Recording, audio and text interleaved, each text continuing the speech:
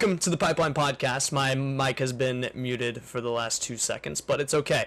Just basically went over the fact that we are over on youtube.com/sharkpoolgaming. That is our base of operations on the internet, where we post our video essays and stuff like that. And this podcast itself will be posted on that YouTube later on in the week.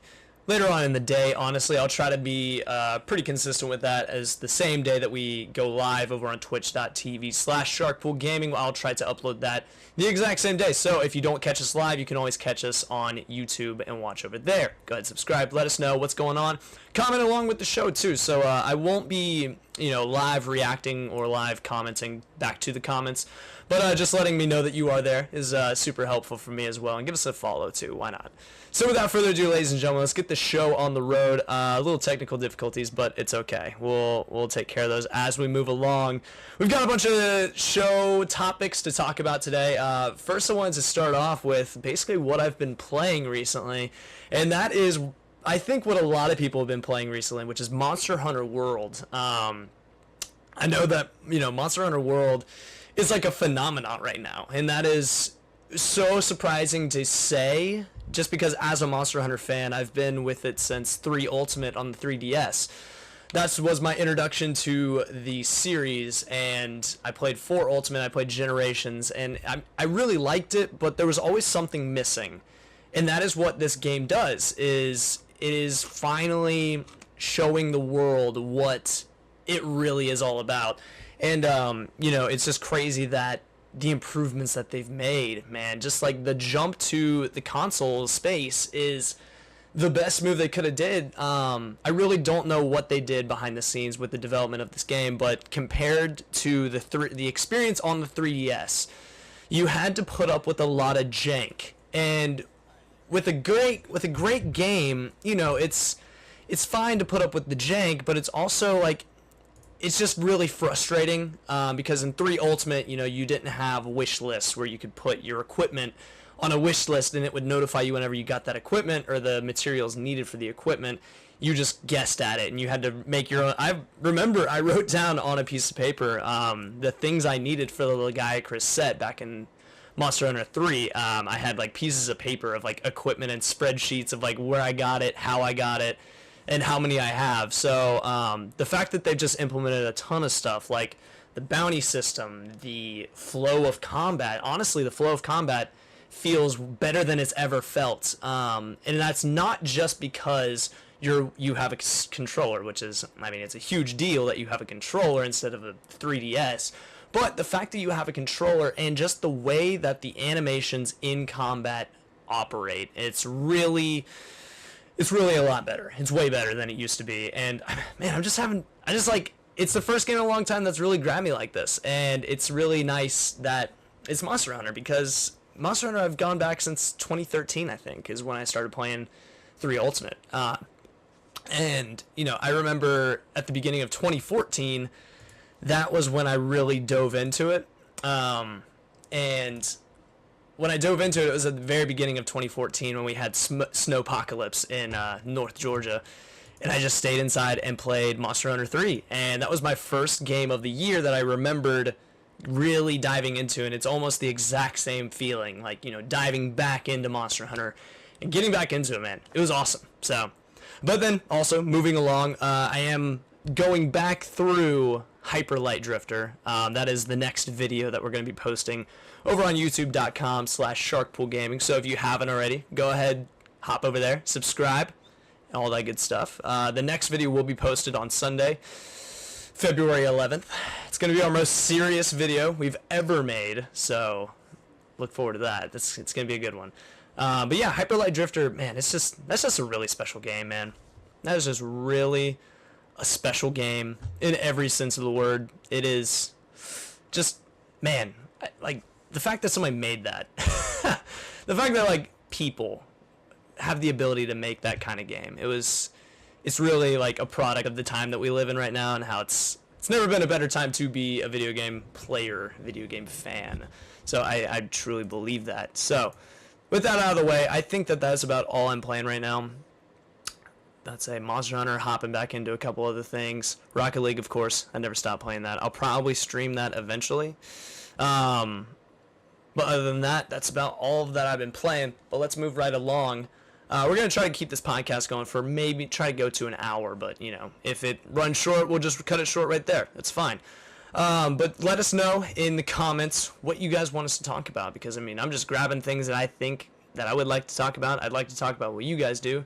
Give us some comments. Let us know what you guys want to see. I'm sure that we're going to have more guests in the future. I just want to get a wrangle on the format of the show before I bring anyone on and attempt to herd cows and sheep and cats and all that good stuff with guests and whatnot. But, ladies and gentlemen, so luckily with the Twitch format, I'm able to go over here and let's talk about some news. Let's talk about some news and all that good stuff. So let's hop over here. We're going to Kotaku. So I'm sure that you've all heard about the Final Fantasy 15 Pocket Edition. It keeps things nice and simple, apparently, Kotaku. So Final Fantasy 15 Pocket Edition is basically the phone version of Final Fantasy 15, and that is a good thing, I assume. I haven't played it, honestly. If you take, I kind of want to zoom into these guys real quick. Like, look at their faces.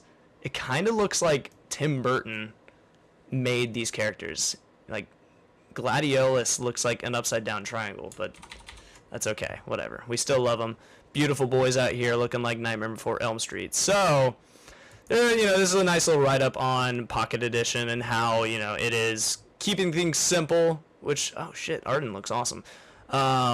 Keeping things simple, I guess. That's really cool. I'm excited to see how it runs because I really liked 15 and I really enjoyed the whole like world and everything, but I know it's going to be like kind of a watered down version of everything. So hopefully it doesn't end up being too bad. I will try it, and I'll, you know, on the podcast I'll come back on and talk about it if you know, with my impressions and everything, just because 15 was my personal game of the year that came out 2 years ago. Oh wow, yeah, it was 2016. Oh my god. So yeah, 2016 is when Final Fantasy 15 came out. That was my game of the year that year. It really was one of the most emotional games I've ever played, so maybe they can, I mean, I'm not really looking for emotion when I'm playing my mobile games, so I'm just looking for dumb fun. So but moving right along, Pocket Edition coming out. When was that coming out? That's coming out like today, or it's something like that. Let me look this up real quick because I really do want to be a little accurate on this. So Final Fantasy 15 Pocket Edition. Let's see. Yeah, February 8th. It was released today. So man, all right, I messed up. I needed to keep that played right now. But, so, moving right along, let's move on to the next story. I'm just kind of picking these out of the woodwork. And I've got a couple pulled up right here. A couple that I want to talk about. The next one that I want to talk about is this thing that stuck out to me. I saw this on Reddit. It was a Gematsu, whatever, article. It's called Ingress, a battle royale with Souls-like combat announced for PlayStation 4, Xbox One, and PC. Now, I immediately read this headline, and I don't know what to think. I don't know what to think about it. I've got a couple things do come to mind when I see this headline and when I read this article. It's basically saying that, you know, role-playing battle royale game with intense soul-like combat coming to PC, PS4, and Xbox One. So key features are alternate universe combining the Victorian-era Lovecraft mythology and retro wave. The multi-leveled city. Explore streets, houses, and sewer tunnels. Heroes with unique abilities, weapons, and opportunities become stronger. Hardcore Souls-like combat based on melee attacks, dodges, and ability of combinations. Solo or team-up modes. That's cool. Okay, so let's unbox this. Okay, so Souls-like combat, battle royale, multi-leveled city, solo or group, abilities. So what this yells at me, honestly, as it should yell at anyone, this seems like somebody was like, okay, how do we make the most money? All right, People like Souls. People like Battle Royale. People like Overwatch. People like Open World. Let's take all of those and push them together. Now, this would make me... the one thing that makes me skeptical is the abilities. I don't want abilities. I don't need unique abilities with heroes. That's Overwatch. Overwatch is for that. Now, the thing, when I think abilities, though, in PvP combat, I think Destiny. And I think of their one-shot kills that they have. You know, like the Sorcerer threw out, like, you know, the beam, the Titan, like, jumped down, and then eventually got the hammer, and the Hunter got the blade dance. And it was almost a one-shot kill every single time you used it. Now, that concerns me that they say unique abilities. Now, whether or not that means, like, utility, now I'd be okay with that. Like, if a specific character has camouflage, or a specific character can double jump, or a specific character, you know, stuff like that. I'm not looking for a nuke move that's going to kill whoever I'm, you know, in, because I feel like that's a huge component of the Battle Royale games. The huge drawing factor of doing a Battle Royale game is the tension. And the tension is built because you're on equal footing with another player. And being on equal footing with another player puts more pressure on you to, you know, deliver, you know, to play well, because it's you versus them in most cases. You know, there are teams, they're team-based combat where, you know, you can have a team, but the core of that model and the core of that gameplay is the moment-to-moment tension between you and one other person in this vast open world. Now, when they say multi-leveled city, that excites me, actually, because the thing about PUBG, I like PUBG. I can't really get into Fortnite. I don't know what it is. I think I'm more into the janky military simulator things, which is surprising to me because I love cartoony bullshit. So I can't get into Fortnite, but I mean, I like PUBG. So, you know, I like that. And the thing about PUBG that kills me, though, there's very little verticality. There's very little multi-leveled levels. I've only played the desert level a couple times. I'm mostly familiar with the very first map, but the very first map I understand was modded from an Arma engine. I'm not entirely sure. I could be completely wrong about that, but it's basically just hills is your verticality and tops of buildings is your verticality. Now, when you say sewers, I think of the bunker in PUBG, and I wish that there was more of that, because if there was a whole level and then underneath that whole level is another completely different level, like a sewer, now that's awesome. That's a great idea to me. And when they say Souls-like combat, I hate when people are like, oh, it's the Dark Souls of fucking Monopoly. It's just like, I hate that analogy. That's like my least favorite analogy. I'm not even like a Dark Souls elitist either. I've never even beaten Dark Souls. I don't even like that game that much. But like, I hate it when people like, oh, we're trying to make the Dark Souls of fucking Pokemon. It's like, just fucking... It screams to me that, like, I don't know, you're not... you don't know how to describe it. But when you say Souls-like combat, I guess that screams out to me heavy light attacks, dodging, real time. You know, not platinum games, but more heavy... you know, boots on the ground style combat, which is cool with me. I'm alright with that. So is it going to be like For Honor? You know, is it going to be very tactical like that? Or is it going to be like Nioh, where there's a lot of complexity to the combat? I don't know. I like the idea. I like that the Battle Royale is becoming this, like, own genre. Will it last? Will it, you know, survive the test of time? The world may never know. Who knows? This could be a passing fad, but, you know, for now, it is alive and kicking. I think Fortnite, I saw an article that it said that I'm not sure if that was just PlayStation or just Xbox, but the concurrent users was like 4 million or something on PlayStation, which is very impressive.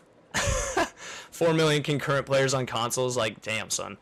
They're really killing it right now, and I'm interested to see how everything plays out with that genre and that kind of gold mine that they have right now, just because, you know, you got PUBG, you've got Fortnite. Apparently, Red Dead Redemption is going to have a battle royale mode, which sounds awesome. Hopefully, that like pans out and it is good. So apparently, Red Dead's got a battle royale thing style game. And now this. So Ingress. I always thought Ingress was that game made by the people who made Pokemon Go, but maybe I'm thinking of something else. But sounds pretty cool. I'm excited. I'm anticipating more information about that. So let's switch gears right quick. We've got another story up here that I found. Evo 2018 have announced their lineup, and if you know me, you know that I love watching fighting games. I am god-awful at playing them, but I love watching people get hyped. So let's take a look at this real quick. This is from Engadget. Let's see here. So they've got a little write-up on the Evo 2018 lineup. As you saw right there, they added Dragon Ball Fighters, but we'll get there in a second. So here are the games that they've announced. Street Fighter V Arcade Edition, Tekken 7, Super Smash Bros. For Wii U, Super Smash Bros. Melee, Blaze Blue Cross Tag Battle, Guilty Gear Xrd Rev 2, Injustice 2, and Dragon Ball Fighters. So, that's a sick list right there. Notable omissions, though. Marvel vs. Capcom Infinite. Dang. That's some I wouldn't say disrespect, because I feel like Capcom kind of did that to themselves, but I digress. So these all basically excite me. I love Tekken 7. I just love Tekken in general. I'm awful at it, but I love it. And then 2 Smash Bros. That is the thing that a lot of people were actually very upset about. Is I was reading comments on people saying we don't need 2 Smash Bros. Well, so here's my argument to that. We don't need 2 Smash Bros, but I feel like it would make way more sense to have Melee and Wii U, which play almost very different, which are very different competitively and very different casually. You know, I really do believe that getting Melee off the stage is going to take a miracle, because that seems like it's a game that will never go away. It will never die. And I've got friends in the community that I'm actually planning on meeting up with and talking more about the Melee scene. And just, I really want to learn more about that and, you know, learn about what they feel about the Wii U and, you know, moving forward with Smash Bros. As a series. But, you know, out of all of those, I feel like Smash Bros. Is the one that's okay to have 2 versions, because I love watching Smash Bros. Smash Bros. Is like one of my favorite like fighting games, because A, I know how to play it, B, it's fun to watch, and like, I don't know, it's just a good time. You know, like with Blaze Blue, I've never really played a Blaze Blue game, but I've played the Persona fighting game, which was made by Arc System. So I kind of understand how that fighting game works. But Guilty Gear is another one, and Dragon Ball Fighters. That's a big one right there. So, you know, all the typical suspects are here. Street Fighter, Injustice, all that good stuff. But Dragon Ball Fighters is in Evo, which, you know, sounds awesome. I'm really excited about it. I'm really excited to watch that, actually. This is going to be one of my first forays into professional fighting game DBZ, which I've watched a couple videos, and it seems to me that there are easy modes for that kind of game, but from what I've heard is that if you do the like harder control setup, you do more damage, which I really like. So I'm really excited to watch that, just because out of all of these fighting games, I understand Dragon Ball Z lore and characters more than anything. I really do. Me and my friends, I like to say that we are like the Dragon Ball Z and Dragon Ball encyclopedias. We really do know a lot. That's why I feel like obligated to watch Superman. Like, I know it's bad, but I feel so obligated to watch it. So let's move one more time. I've got one more news story for you guys. This is actually from a tweet from a user. Let's take a look. His name is Daniel Ahmad. He says, Take-Two says Grand Theft Auto was the single largest driver of recurrent consumers spending. during the past quarter. It's confirmed that Grand Theft Auto will have more content updates. The game has now sold over 90 million units worldwide, which is insane. But the thing that is the most insane about this, okay, he comes down and he continues the thread. He says, for reference, that means that this game sold 15 million units in the past year. That is 15 million units in 2017 for a game that came out in 2013. This means that it outsold most games that launched in 2017, such as Battlefield 2, which sold 7 million units in the year. So, my God, what? Like, speaking of the game that will never die, Grand Theft Auto 5 sold 15 million units in 2017. Like, what? What? It sold 15 million units 4 years after its release. Okay, so like, to put this into perspective, 15 million units in a single year, 4 years after launch. I'm just like, I'm letting that sink in at how ridiculous that is. That is so many units. That outsells brand new games. Games that should sell more than a game that came out 4 years later. That just blows my mind. You know, like 15 million units. Persona 5 sold like 5 million units, I think. Final Fantasy 15 sold like maybe 10. Maybe. It sold 15 in 1 year. You want to hear something really funny? Me and my Kaylin, co-host usually on the podcast, we went to go pick up Monster Hunter World at midnight. Well, not at midnight. They do like the 9 o'clock release, whatever. We went to go pick it up. There was a guy that came in there while we were waiting in line to pick up Monster Hunter World at 9 p.m. He walked in front of the line and he bought Grand Theft Auto 5. This was like 2 weeks ago. He bought a new copy of Grand Theft Auto 5. The night Dragon Ball FighterZ was coming out and Monster Hunter World. I was like, are you serious? I didn't realize. I was like, I didn't think that this game was like still doing it. But it is. My God, man. 15 million in a year, it just blows my mind. Yeah. And if it comes to Switch, like, I wonder if it will. I wonder if they could. And I think they could. Because they've got the previous generation version. All they would have to do is port it. Now, Grand Theft Auto 5 on the Switch. God, this is like Skyrim. It's a game that won't die. It won't go away. God, man. Skyrim for the microwave, man. I'm ready for it. Microwave edition Skyrim. Switch Grand Theft Auto 5. Man. Whew, man. Speaking of which, I'm ready for another Fallout game. I'm ready for another one. I really hope that they release another Fallout game like really soon, like how they did with New Vegas. Make it New Vegas 2, and I'll just be like, yes, so nice. All right, ladies and gentlemen, that was it for the news section. Oh man, what a wacky time! What a wacky time it is in the gaming industry. You know, we've got tons of things going on. Grand Theft Auto 5 sells 15 million units. And your favorite game developer is going out of business. How does it make you feel? At least Red Dead Redemption 2 will probably be good. Maybe. Alright, so I wanted to move on to... I have one topic I wanted to talk about in particular today.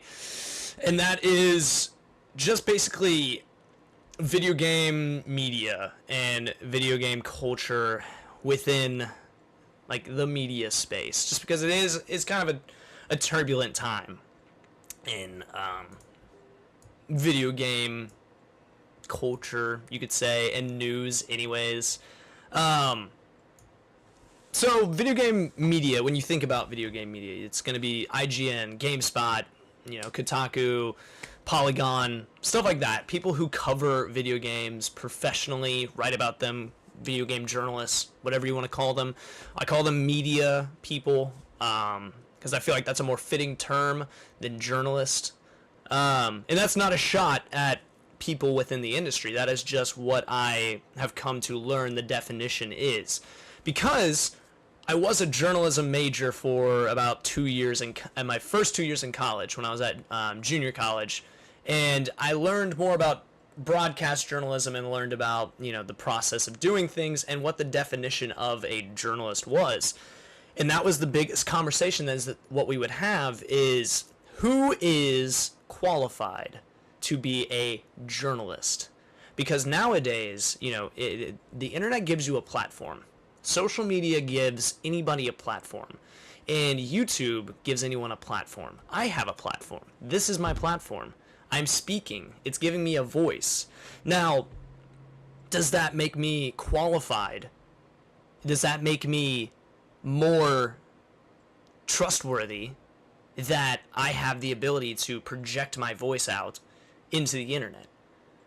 This comes back around to video game media as it stands right now. Because when you take a look, a lot of people throw around accusations of, IGN or GameSpot, like, getting a check for a review, right? So, I don't know for a fact, but, like, I trust a lot of people within the industry. I respect a lot of people within the industry. Like, I not grew up, but, like, when I first started wanting to do games coverage, games media, I was listening to Colin Moriarty with Greg Miller, Andrew Goldfarb, Ryan Clements on Podcast Beyond. That's where, like, I got my initial spark to begin doing this. And I respected their opinion. I respected their platform. And I really thought that they were qualified to talk about this stuff more than I was, because, they were around people who make games. They were around other people who cover games. But the more I've done this, the more I've done YouTube, and the more I've talked to other content creators, there's really a gray line now, especially with the, how would you say it, the turbulence of our current political climate, the turbulence of news coverage, and the kind of the war. There's kind of a battle going on between the free press and people who don't trust them. And I feel like that is going to directly affect games media, and it has affected games media. The political climate has kind of injected itself into Twitter. And Twitter is it can be a very hostile place. If you were on there and you rile up the wrong crowd. And I just really think that the blurring of the lines between somebody who is qualified, somebody who has a degree, and somebody who has a blog or has a YouTube, there's a blurred line now. Because people who are qualified, there's a lot of people who automatically discredit those kinds of people because that they are with this institution. They are attached to this name. And by being attached to this name, like IGN, GameSpot, Kotaku, they are automatically thrown into this distrust. They are thrown into this category of being pawns that are bought for money. There's a lot of distrust towards them, and I feel like people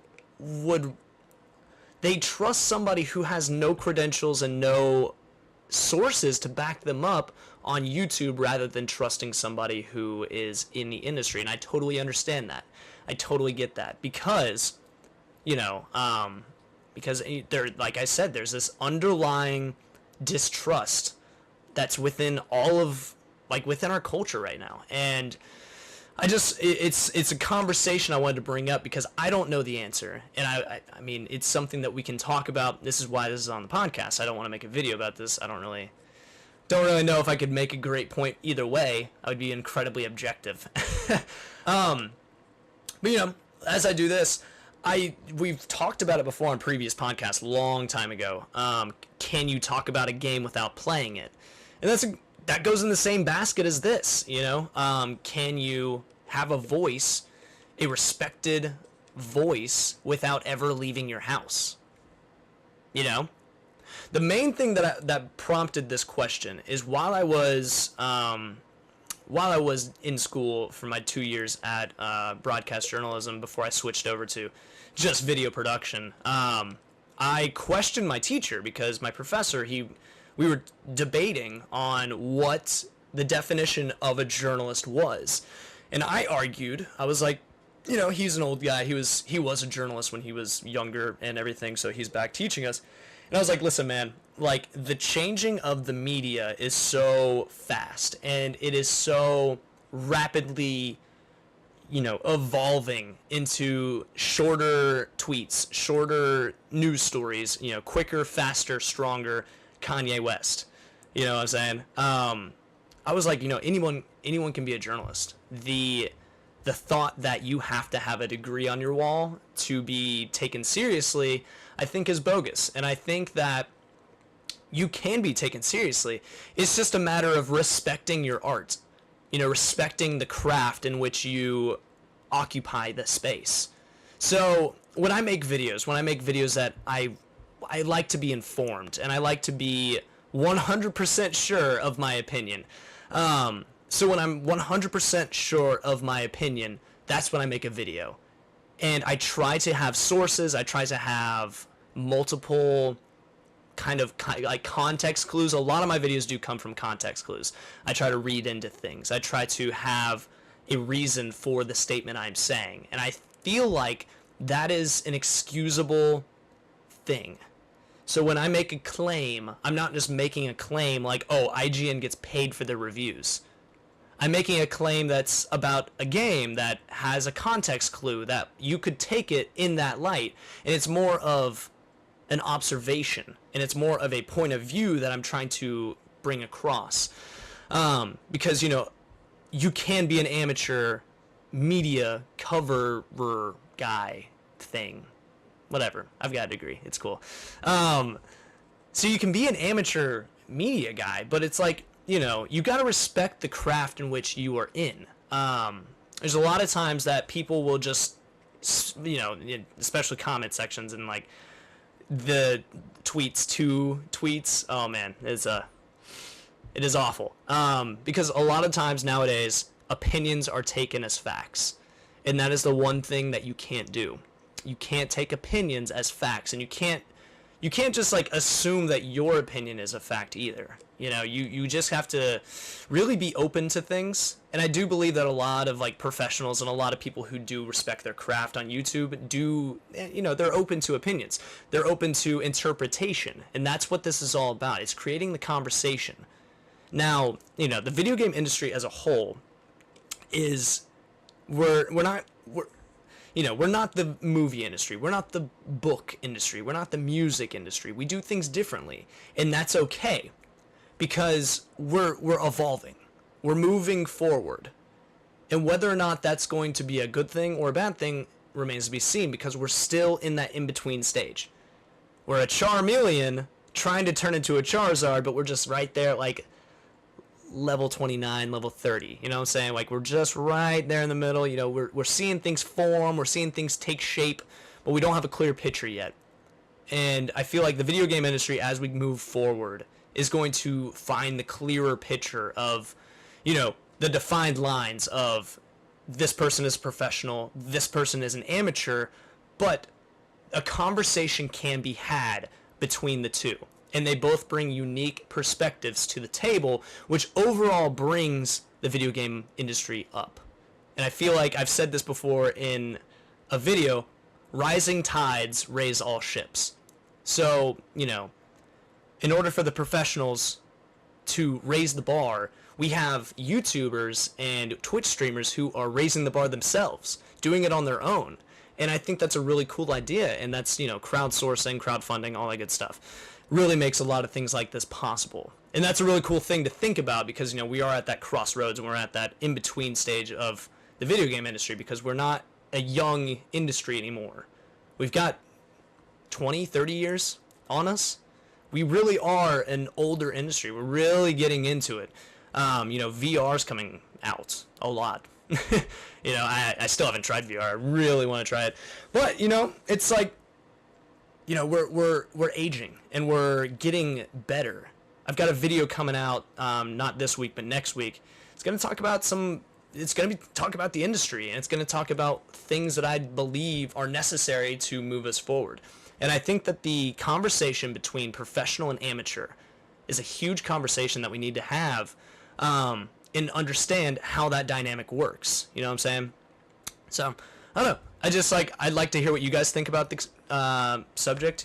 It's an interesting one for sure, because I feel like that's a very important two-sided coin. One side, you got your professionals. On the other side, you got your amateurs. They're both equally important, and they're both part of the same coin. So, I feel like that's super important. But that's about it. That was the topic of the show. I kind of rambled for a little bit. But other than that, that was the very first Pipeline podcast. I hope you guys enjoyed your time with us. About 45-minute long show. Not bad. Thought we talked about some good stuff.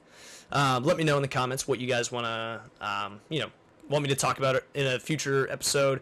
If you want to be on the show, actually shoot me an email on the YouTubes, and we'll see about getting you on the show. Honestly, I would love to have a dialogue with some people, some back and forth. Get you on the podcast. We'll be good to go. We're going to try to do these weekly. I haven't really set a specific time or date. I know 2:30 is it's a good time. Still light outside. Use that natural lighting for this beautiful key light. Thank you. But other than that, follow us. Go over to youtube.com/sharkpoolgaming. And if you are watching this on youtube.com/sharkpoolgaming, head over to twitch.tv/sharkpoolgaming. Give us a follow. Watch us live. Do this podcast live, baby. Because this is, it's live right now. But no, you're going to watch it on YouTube as well. So, ladies and gentlemen, thank you so much for being here with us. Thank you so much for listening to me. If you got any comments or concerns or suggestions for future topics, shoot me a comment, let me know, subscribe, and that's about it. Thank you, ladies and gentlemen. Good night.